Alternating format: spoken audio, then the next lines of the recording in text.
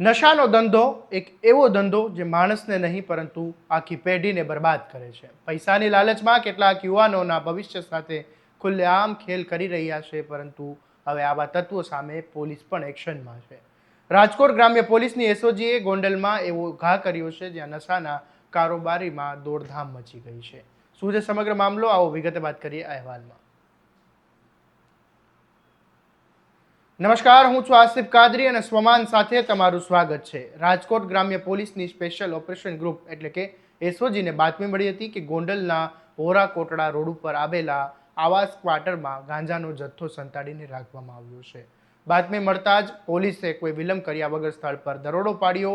દરોડા દરમિયાન ઇમ્તિયાઝ ઉર્ફે લાલો ઇબ્રાહીમ સુમરાને ઝડપી પાડવામાં આવ્યો હતો. પોલીસે જ્યારે તેની પાસે તપાસ હાથ ધરી ત્યારે ત્યાંથી 5 કિલો 592 ગ્રામ ગાંજો મળી આવ્યો હતો. આ ગાંજાની કિંમત અંદાજે 2,89,000 રૂપિયા હોવાનું સામે આવ્યું છે.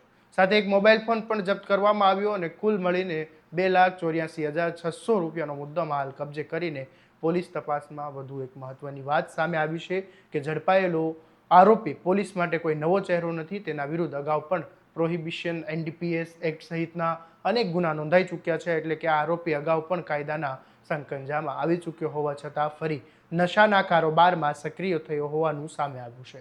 હવે પોલીસે એ દિશામાં પણ તપાસ કરી રહી છે કે આટલો મોટો ગાંજાનો જથ્થો ક્યાંથી આવ્યો હતો, તેનો સપ્લાયર કોણ છે અને સૌથી મહત્વની વાત, જો આ ગાંજો કોના સુધી પહોંચાડવાનો હતો, શું આની પાછળ કોઈ મોટું નેટવર્ક કામ કરી રહ્યું છે? આવા તમામ સવાલોના જવાબ મેળવવા આરોપીઓની પૂછપરછ કરવામાં આવી રહી છે અને સમગ્ર કાર્યવાહી રાજકોટ ગ્રામ્ય એસઓજીના પોલીસ ઇન્સ્પેક્ટર FA પારગીના માર્ગદર્શન હેઠળ PSI GJ Jhala, PSI PB Mishra અને તેમની ટીમ સફળતાપૂર્વક પાર પાડી હતી. ગુજરાતમાં ડ્રગ્સ અને નશાના કારોબાર સામે સતત અભિયાન ચાલી રહ્યું છે, છતાં વારંવાર આવી ઘટનાઓ સામે આવી રહી છે જે ચિંતાજનક છે. કારણ કે નશાનો આ કાળો વેપાર એ માત્ર કાયદો નહીં પરંતુ સમાજ માટે પણ મોટો ખતરો બની રહ્યું છે.